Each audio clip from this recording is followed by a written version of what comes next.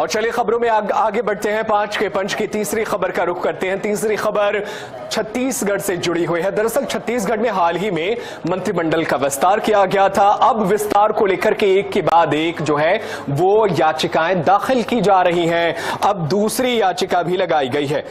Bilaspur high court में मंत्रिमंडल विस्तार के खिलाफ एक और याचिका दाखिल की गई है। इस बार अब कांग्रेस ने चुनौती देते हुए याचिका लगाई है। कांग्रेस मीडिया सेल प्रमुख सुशील कुमार शुक्ला ने याचिका लगाई है, जिसमें मंत्री राजेश अग्रवाल की नियुक्ति को असंवैधानिक बताया गया है और याचिका में मांग की गई है कि राजेश अग्रवाल की नियुक्ति को रद्द की जाए। इसके पहले भी एक सामाजिक कार्यकर्ता ने मंत्रिमंडल विस्तार के खिलाफ हाईकोर्ट में याचिका लगाई थी।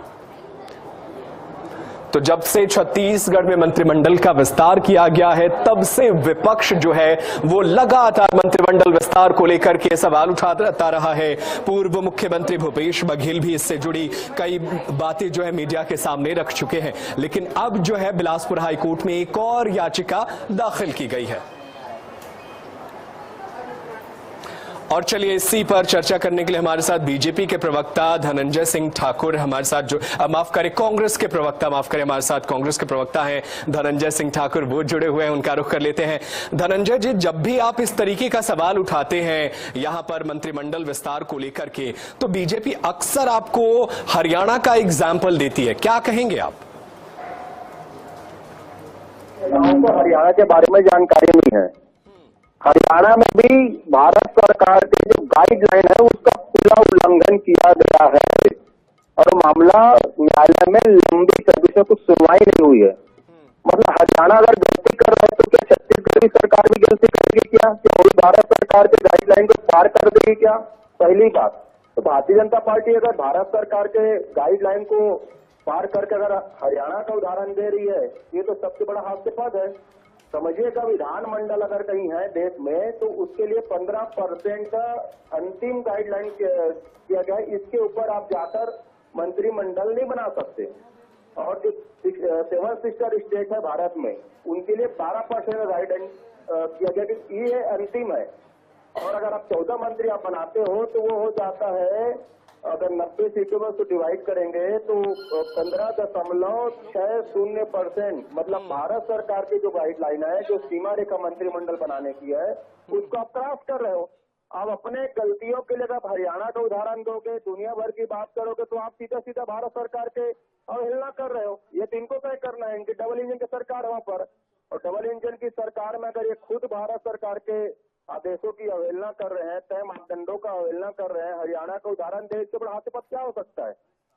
लेकिन अगर सरकार कहे कि,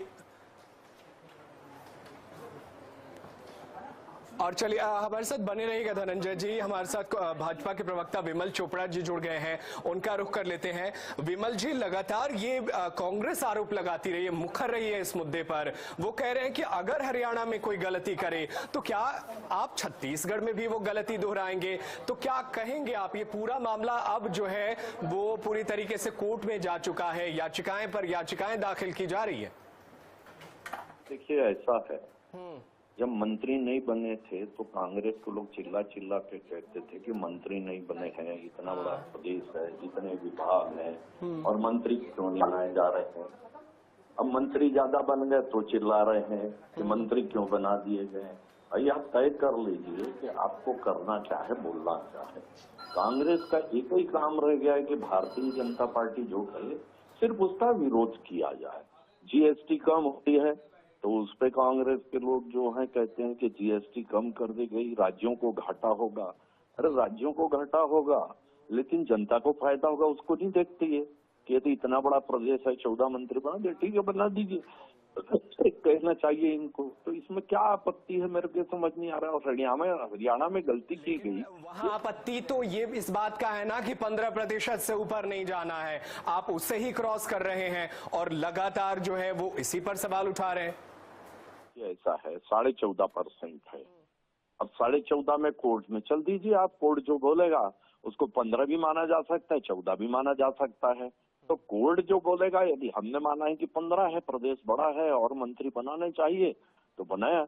कांग्रेस को तो बोलना चाहिए और 2-4 मंत्री बनाए, बड़ा प्रदेश है। पहले जब मंत्री नहीं बन रहे थे तब आपत्ति करते थे अब मंत्री बन गए तो ज्यादा क्यों बन गए इसकी आपत्ति, इसलिए मेरा कांग्रेस से कहना है कि वो सिर्फ कोर्ट में जा चुका है, इसलिए अब जो है इंतजार कोर्ट के फैसले का रहेगा, कोर्ट की टिप्पणी का भी इंतजार रहेगा।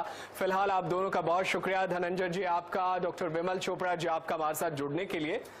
तो लगातार छत्तीसगढ़ में मंत्रिमंडल विस्तार पर जो है वो सवाल उठाए जा रहे हैं और अब मामला कोर्ट में जा चुका है।